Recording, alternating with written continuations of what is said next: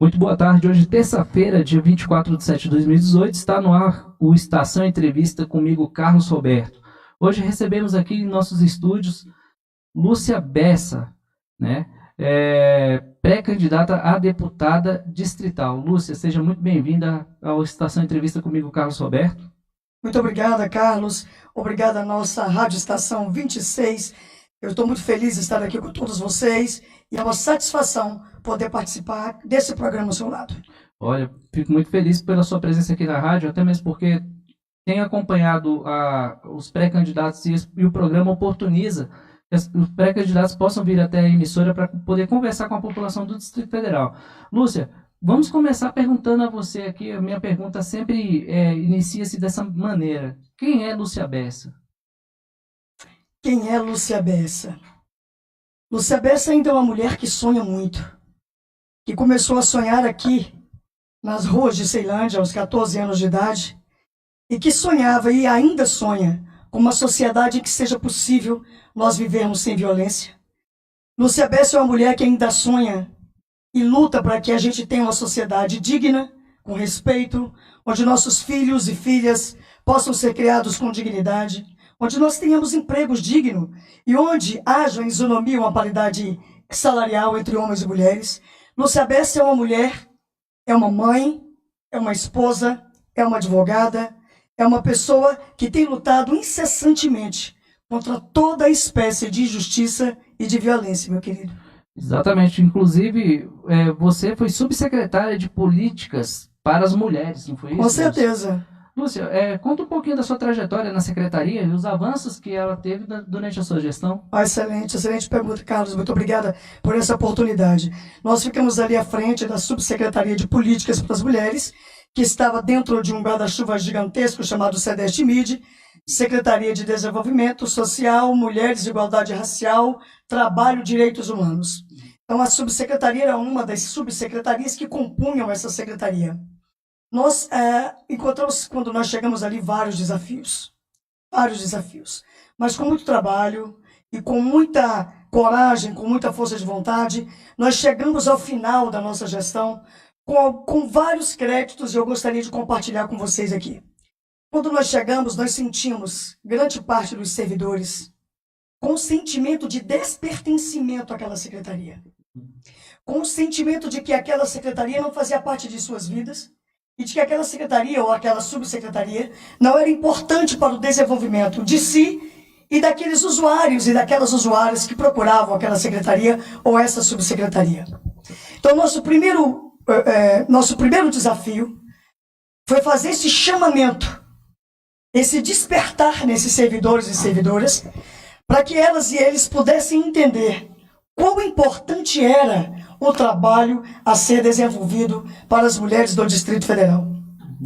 Nós criamos um projeto chamado Cuidando de Quem Cuida, onde nós fazíamos o acolhimento daqueles servidores e servidoras, suscitando neles a importância do que eles estavam fazendo, a importância de servir com excelência, a importância do serviço prestado, de modo que a mulher se sentisse também inserida nessa subsecretaria e se sentisse importante e com orgulho de dizer que mora no Distrito Federal. Então, querido, foi um dos grandes desafios. E eu quero dizer a você que nós saímos dali com grande parte desse desafio cumprido, porque ao chegar no nosso término de gestão, muitos servidores disseram: olha, doutora, agora nós sentimos que fazemos parte de um todo. E por que eu digo isso, Carlos? Porque essa descontinuidade de gestores, isso faz com que haja um desestímulo para os servidores e uma instabilidade para a população que é usuária desses serviços. Então, vários gestores ocuparam essa pasta de subsecretária de políticas para as mulheres antes de mim e agora depois de mim. Então, toda essa mudança de gestão imprime na subsecretaria um novo tipo de administração que muitas vezes torna difícil a continuidade das ações e que muitas vezes torna difícil a gente ter a confiança dos servidores e servidoras e a confiança da população. Exatamente. Olha só, durante o período que você ficou, você desenvolveu um estudo, eu estava acompanhando esse final de semana, a respeito do feminicídio com a violência política, aqui no sentido do governo em relação ao investimento. Você ficou muito assustado com os números que você viu, Lúcia, você como especialista na área? Eu fico e estou assustada, porque nós estamos agora no mês de julho de 2018 e nós já temos, até hoje, 15 feminicídios. Sim. Né? Então, são 15 mulheres que foram barbaramente assassinadas, possivelmente, quase todas, por seus companheiros ou ex-companheiros, tornando a vida de suas famílias impossível de se levar, tornando a vida dessas crianças, desses filhos dessas mulheres que foram barbaramente assassinadas, muitas vezes sem expectativa e sem esperança. Então, Carlos, a gente constata que, infelizmente, a Lei Maria da Penha não está ainda sendo suficientemente apta para inibir a violência contra a mulher. Certo. O papel do Estado, no caso, como é que você vê essa situação? Olha, há mais ou menos uns 4 ou 5 anos atrás, foi criada uma CPMI, uma Comissão Parlamentar Mista de Inquérito. Essa CPMI caminhou por todas as unidades da federação e foi feito um diagnóstico de todos os órgãos públicos que são capazes de evitar a violência, de tirar a mulher do ciclo de violência. E nesse estudo, Carlos, Brasília foi tida como a melhor unidade da federação, que tem os equipamentos mais hábeis e aptos para livrar a mulher do ciclo de violência. E mesmo assim, meu querido, nós temos uma estatística de até hoje, de 15 feminicídios no Distrito Federal.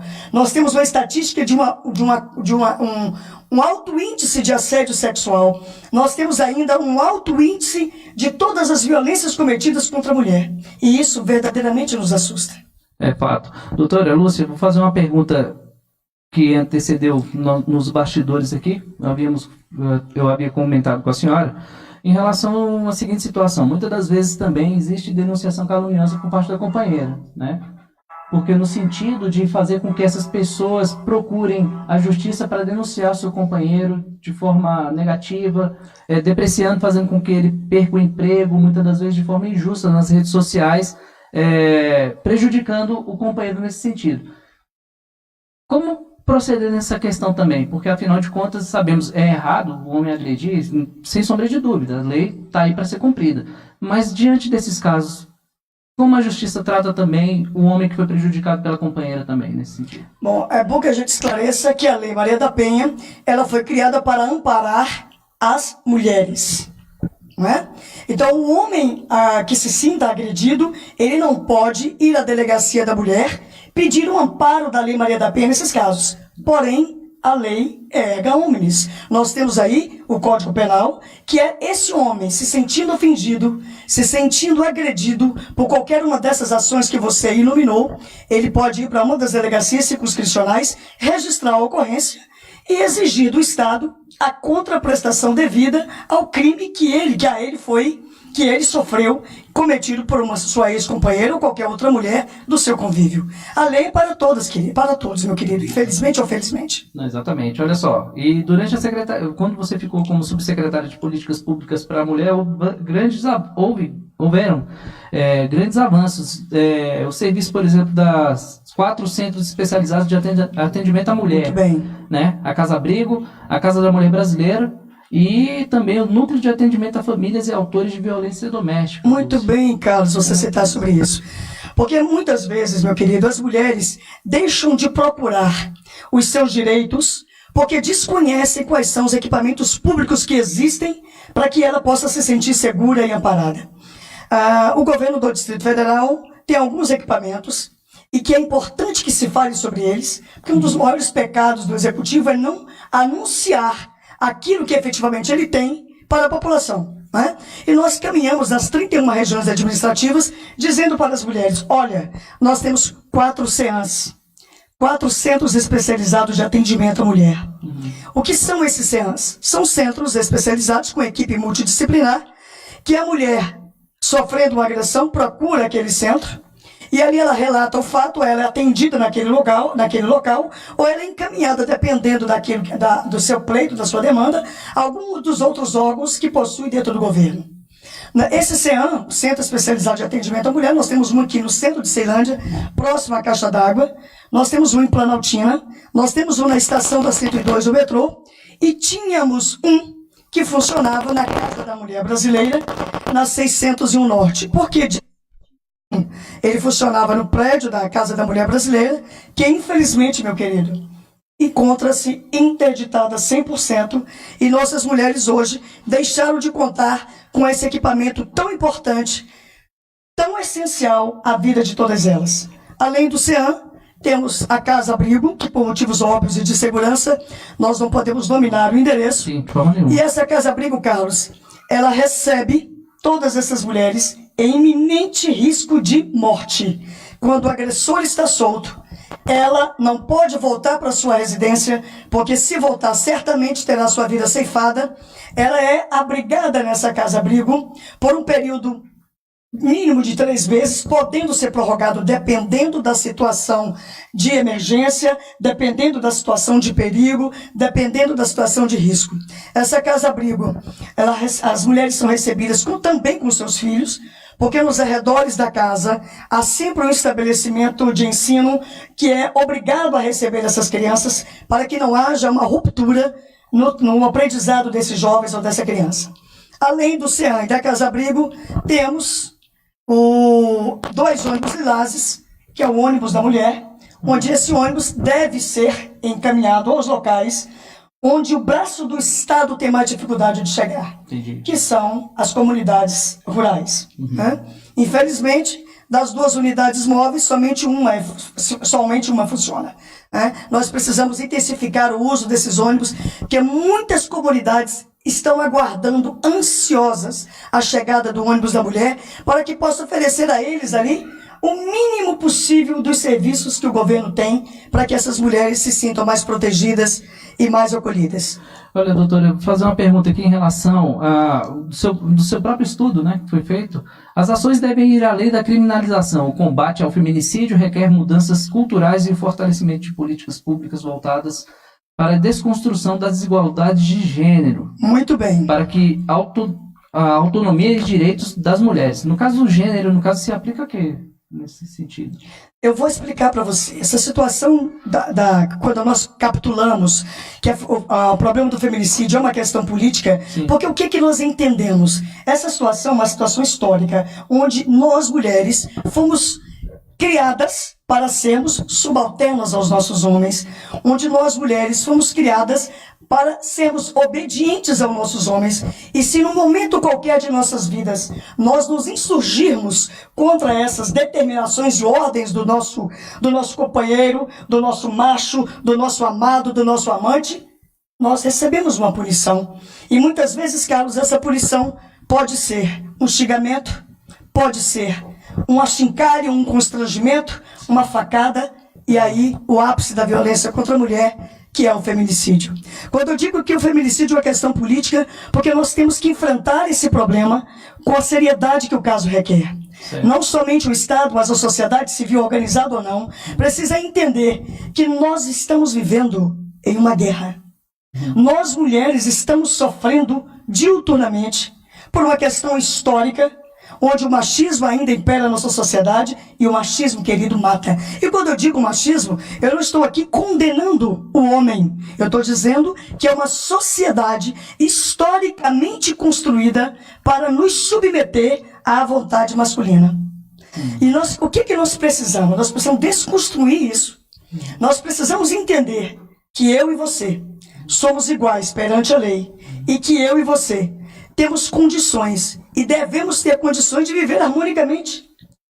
Eu digo sempre que nós não queremos mais, mas nós não queremos menos. Nós não queremos menos direito. O que nós exigimos e o que nós queremos é viver, Carlos. Exato. Viver dignamente. Vivermos sem violência. Exatamente. Lúcia, seu desafio agora, como pré-candidata ao Distrito Federal, né? A ser candidata a deputada distrital, não é isso? Exatamente. Sabemos que os desafios são muitos. Né? Emprego, saúde, transporte, segurança e economia. Junto com seus pares, você pretende oferecer à população, uma vez eleita, caso bem ser eleita, no dia 7 de outubro. Os desafios são muitos. Muitos. Dentro desses critérios aqui, desses pontos analisados aqui, qual é que a senhora vê com mais urgência para que Brasília possa tentar sair um pouco da UTI? Né? Carlos, se nós formos analisar toda a situação do nosso Distrito Federal, você disse bem, todas as instituições do nosso Distrito Federal estão na UTI. Nós estamos necessitando de providências urgentes e enérgicas para que a nossa população se sinta mais segura, para que a nossa população se sinta mais pertencente a esse Distrito Federal. Porque a política, querido, a política é para a população. Sim. Nós temos que fazer com que a população se sinta inserida. Então, um dos nossos grandes desafios é que a população volte a acreditar. Exatamente. Você sabe que com quem a gente conversa, aonde a gente tem ido, o descrédito é absoluto. A população não acredita nas suas instituições, a população não acredita na Câmara Distrital, a população não acredita na Câmara Federal, a população não acredita no Senado Federal, a população não acredita no Executivo, porque a população tem sofrido tanto que o descrédito, infelizmente, tem imperado. Então, um dos nossos grandes desafios é fazer com que a população se sinta pertencente a esse debate. Olha, isso é importante para você. É importante que você participe. Não anule o seu voto. Não venda o seu voto. Exato. Não desconsidere o seu voto. Não minimize o valor do seu voto. Porque o seu voto é extremamente importante. O seu voto vale uma rua, vale uma cidade, vale um país. No segundo momento, a sua pergunta, a sua colocação é de que qual a mais urgente situação que nós temos que enfrentar? Querido, é uma pergunta muito difícil. Porque nós estamos vendo a questão da segurança no Distrito Federal. É verdade, doutor. A sensação de insegurança, infelizmente, tem imperado. E eu digo isso que nós estamos nos sentindo inseguros dentro das nossas próprias casas, dentro do nosso próprio trabalho. Nós nos sentimos inseguros no transporte público, nos sentimos inseguros e inseguras nas ruas. Enfim, em todos os lugares onde nós transitamos, nós não nos sentimos seguros. Nós não nos sentimos seguras. E nós precisamos isso para ontem. Para ontem. É só a gente abrir o jornal, só a gente ler as notícias para a gente verificar quantos crimes têm ocorrido. Assaltos, furtos, roubos. Quantos crimes têm ocorrido e tem penalizado a nossa população. E o crime na porta da nossa casa, Carlos. Exatamente. Quando a gente vai passear pela saúde pública, então, a gente vê que hoje a saúde pública escolhe quem vive ou quem morre. Mas nós temos que analisar também uma outra questão. Sim. Quantos servidores estão hoje tirando sua própria vida? Quantos servidores hoje estão se sentindo inseguros? Quantos servidores hoje estão se sentindo alijados do processo? Por quê? Porque não há uma política de inserção também desses servidores. Então nós temos que analisar, evidentemente, a população que sofre muito, a população que tem batido a porta dos nossos hospitais públicos, que não tem tido o atendimento que é necessário, o atendimento com excelência que nós exigimos e temos por direito, constitucionalmente falando, mas também temos que olhar e temos que analisar a situação caótica, conflitante e triste dos nossos servidores. Nós temos um número diminuto de servidores na segurança pública, na polícia civil, nos hospitais, nos equipamentos públicos do governo para livrar a mulher do ciclo de violência.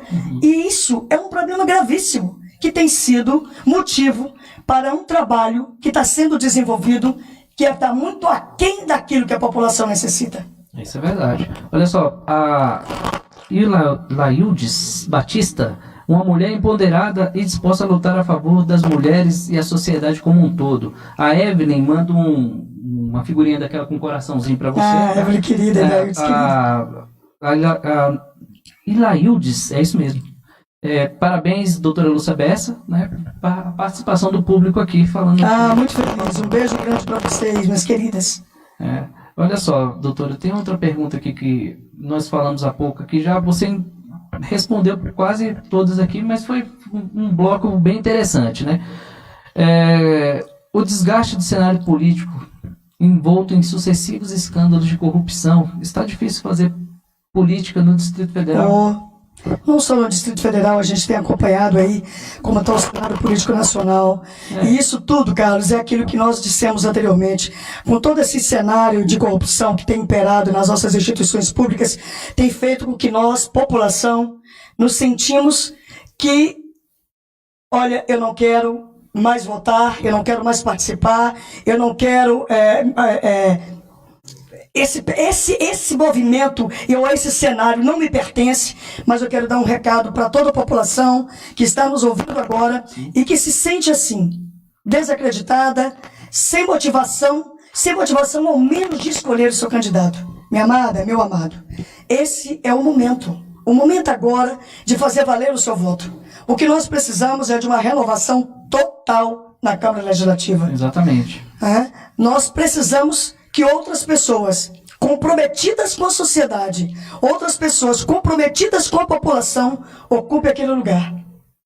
E ora, evidentemente, essa chaga que tem assolado o nosso país, que é a corrupção, é um problema que nos afeta. E nós só podemos participar disso, fazendo com que essa corrupção seja completamente afastada do nosso meio, desse país e do Distrito Federal, muitas vezes votando e ali dando o nosso voto de confiança para quem a gente conhece, porque nós precisamos conhecer em quem vai receber o nosso voto. Nós precisamos saber quais foram as contribuições que esse candidato ou essa candidata tem feito a Brasília, tem dado a Brasília. Nós não podemos mais acreditar simplesmente. Vamos atrás, vamos procurar saber quem é essa pessoa. Vamos procurar saber quem é esse candidato, essa candidata. O que esse candidato ou essa candidata tem contribuído para a sua rua, para o seu bairro, para a sua instituição, para a sua agremiação. E aí sim, após o conhecimento, a gente vai analisar se essa pessoa merece o nosso voto de confiança, a nossa credibilidade. Mas, minhas amadas, não deixemos de votar. Não deixemos de cumprir com a nossa obrigação como cidadã e como cidadão. Porque somente assim nós podemos fazer uma renovação naquela Câmara Legislativa e fazer com que Brasília seja um lugar bom de se viver e onde a população receba o que efetivamente merece. Muito bem, olha só, doutora. Uma pergunta que hoje, pela manhã, uma notícia que varreu a política do Distrito Federal, que foi a desistência de Geoffran Frejá ao governo do Distrito Federal. Seu ponto de vista em relação a essa desistência dele? Olha, há um sentimento em toda a população do Distrito Federal de que se o Geoffran Frejá fosse o nosso governador, nós teríamos mais alento. E o que eu vejo hoje, com a desistência do nosso ex-secretário de Saúde, Geoffran Frejá, é que esse sentimento de completo desânimo e de desmotivação tem imperado a partir da notícia pela manhã. Mas eu quero dizer a vocês que está com esse sentimento agora, queridos, que ainda há esperança. Eu creio que ainda há esperança para o Distrito Federal. E pode ser até que o Geoffran Frejá ainda mude de ideia. Até dia 15 tem muita água para rolar, né? Muita água vai rolar. Doutora, a pergunta que eu vou fazer para a senhora é a seguinte.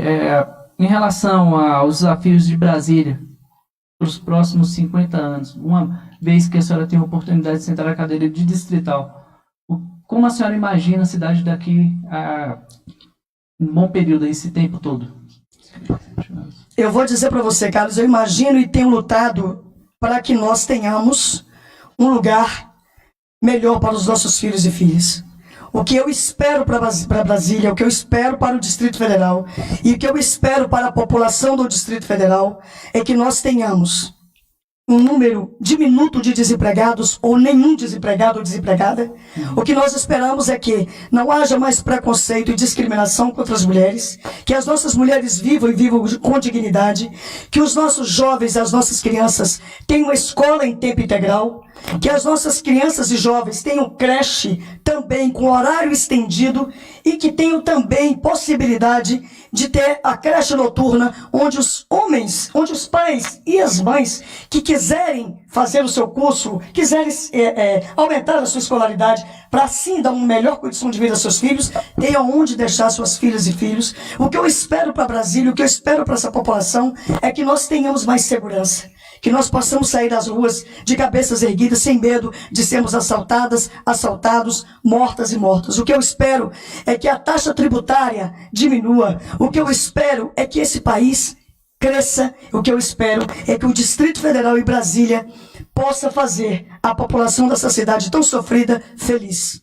Olha só, já estamos chegando ao final da nossa entrevista. Queria que você deixasse um recado para a população do Distrito Federal, para que você possa falar com eles. Eu quero agradecer mais uma vez a você, Carlos, a Yelton, nosso parceiro, companheiro de todas as horas, agradecer a nossa rádio, Estação 26, Rádio Web, agradecer a todas as pessoas que estão mandando agora aqui os seus comentários, as suas perguntas, e dizer que é uma felicidade muito grande poder falar um pouco para todas vocês, para todos vocês, sempre suscitando a cada um e de cada um de vocês a vontade de se unir a esse grande projeto que é de fazer Brasília um lugar melhor para a sua população, para que a gente possa fazer de Brasília e do Distrito Federal um lugar melhor de se viver. É isso que nós desejamos e lutemos para que esse momento seja o mais breve possível e que a partir de outubro nós possamos elevar a Brasília a um patamar, elevar a população de Brasília a um status de população que tem orgulho de morar na sua cidade.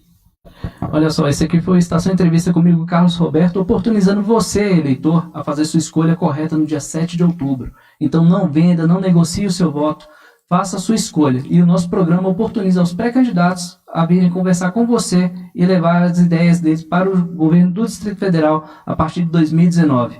Então fiquem com Deus e até daqui a pouco com mais uma Estação Entrevista. Um grande abraço e é um prazer muito grande estar aqui com vocês.